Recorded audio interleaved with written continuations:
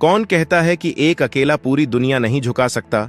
यह संभव है, मगर इसके लिए हौसले बुलंद और इरादे नेक होने चाहिए। पिछले 10 साल में भारत की साख जिस तरह से विश्व के मानस पटल पर बढ़ी है, उसे कोई भी नजरअंदाज नहीं कर सकता। क्योंकि आज जब भारत बोलता है तो दुनिया सुनती है, और यह बात एक बार फिर सच साबित हो चुकी है। क्योंकि ताइवान से लेकर लद्दाख तक चल रहे तनाव के बीच भारत ने रूस और जापान को पीछे छोड़कर तीसरा स्थान हासिल कर लिया है, जबकि पाकिस्तान का हाल बेहद बुरा हो चुका है। लेकिन इस बीच चीन ने एक ऐसी मिसाइल का टेस्ट पूरा कर लिया है जिसने पूरी दुनिया भर में खलबली मचा दी है। ये मिसाइल इतनी खतरनाक है कि चीन से लेकर अमेरिका के दरवाजे तक आसानी से जा सकती है, और इसी वजह से भारत, पाकिस्तान समेत दुनिया के दूसरे देशों की नजर इस पर टिकी है। लेकिन इस बीच पाकिस्तान ने एक ऐसी हरकत कर दी है कि सऊदी अरब भी परेशान है। पूरी खबर क्या है, आइए जानते हैं विस्तार से। लेकिन आगे बढ़ने से पहले इस वीडियो को एक लाइक करके चैनल को सब्सक्राइब जरूर कर लीजिए, क्योंकि यह आपके लिए 1 सेकंड का काम है, लेकिन इससे हमारी काफी बड़ी मदद होती है। दरअसल एशिया में सबसे शक्तिशाली देशों की लिस्ट आ चुकी है, जिसमें भारत, रूस और जापान को पीछे छोड़ते हुए एशिया का तीसरा सबसे शक्तिशाली देश बन गया है। जबकि भारत से आगे चीन और लिस्ट में सबसे ऊपर अमेरिका का नाम है। इसके अलावा जापान अब चौथा सबसे शक्तिशाली और प्रभावशाली एशियाई देश बन गया है, और इस लिस्ट में ऑस्ट्रेलिया को 5वां और यूक्रेन युद्ध में फंसे रूस को 6वां स्थान मिला है। और अगर हम पड़ोसी देश पाकिस्तान की बात करें तो शक्तिशाली देशों की इस लिस्ट में पाकिस्तान का नंबर 16 है। लेकिन इन सब चीजों के बीच चीन ने एक घातक मिसाइल का टेस्ट पूरा कर लिया है, जिसने दुनिया भर को हैरानी में डाल दिया। दरअसल चीन की पीपुल्स लिबरेशन आर्मी ने प्रशांत महासागर में एक अंतर महाद्वीपीय बैलिस्टिक मिसाइल को सफलतापूर्वक लॉन्च किया। अब सवाल यह उठता है कि क्या यह मिसाइल अमेरिका की ओर लॉन्च की गई है? तो इसको लेकर चीन का कहना है कि यह लॉन्च किसी भी देश या टारगेट की ओर नहीं लॉन्च किया गया था, बल्कि इस मिसाइल का लॉन्च इंटरनेशनल कानूनों के हिसाब से है।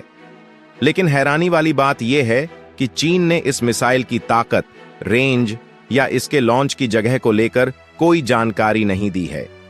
चीनी मीडिया रिपोर्ट्स के मुताबिक चीनी सेना के रॉकेट फोर्स ने 25 सितंबर को सुबह 8:44 पर प्रशांत महासागर में एक डमी हथियार ले जाते हुए एक ICBM लॉन्च किया, जो उसी समुद्री क्षेत्र में गिरी जहां चीन को उम्मीद थी।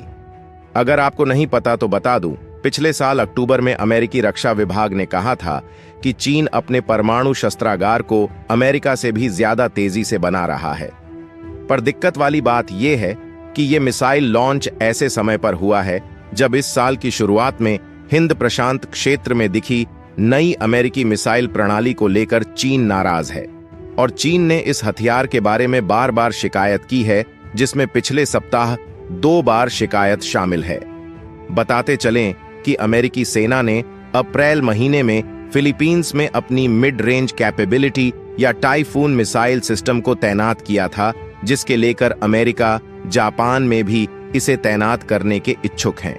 और जापान भी एक्शन मूड में आ चुका है, और दुनिया भर में बढ़ रही सैन्य शक्तियों को जवाब देने के लिए जापान ने रक्षा पर जमकर खर्च करना शुरू कर दिया है। रिपोर्ट के मुताबिक जापान का आर्थिक दबदबा प्रतिस्पर्धा बढ़ने की वजह से है, और खासकर उन क्षेत्रों में जहां पर एक समय जापान तकनीकी रूप से राज करता था। लेकिन अब जापान को दक्षिण कोरिया, चीन और ताइवान से कड़ी चुनौती मिल रही है, और अब जापान अमेरिका से बड़े पैमाने पर हथियार और मिसाइलें खरीद रहा है। लेकिन इस बीच सऊदी अरब ने जो पाकिस्तान की फटकार लगाई है, उसके बारे में जानकर आप भी चौंक जाएंगे।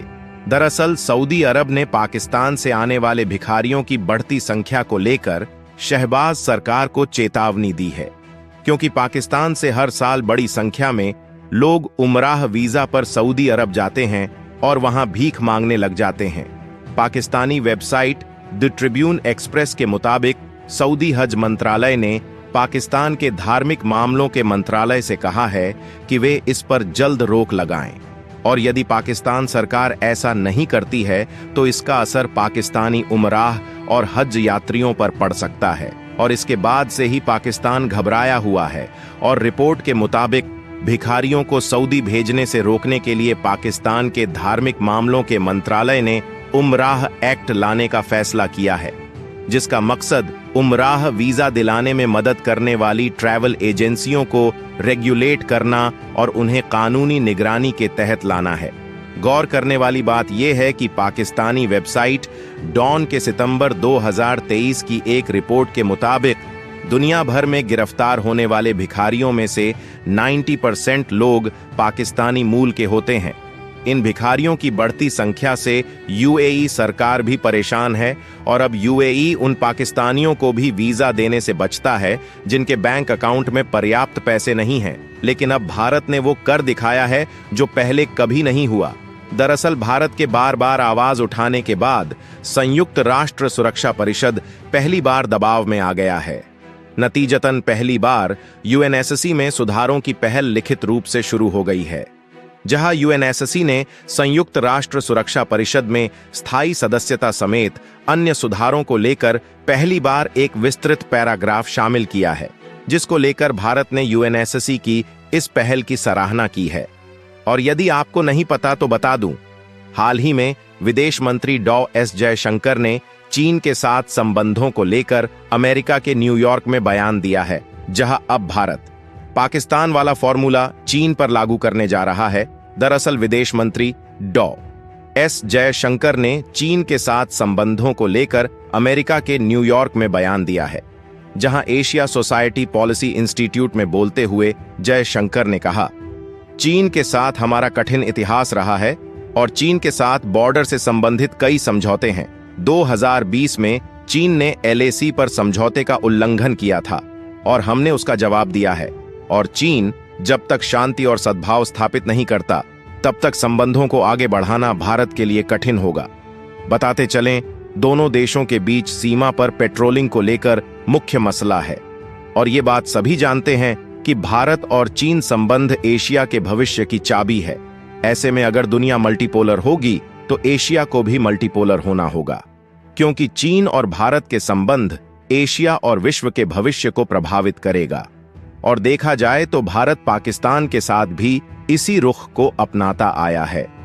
भारत पाक से रिश्तों पर कहता रहा है कि जब तक पाकिस्तान अपनी धरती से भारत आने वाले आतंकियों पर लगाम नहीं लगाता तब तक भारत उसके रिश्ते सामान्य नहीं करेगा। वैसे आपको क्या लगता है, क्या भारत को पाकिस्तान जैसा बर्ताव चीन के साथ भी करना चाहिए या फिर नहीं? और जिस मिसाइल का टेस्ट हाल ही में चीन ने किया है, क्या वो भारत के लिए भी चिंता की बात है?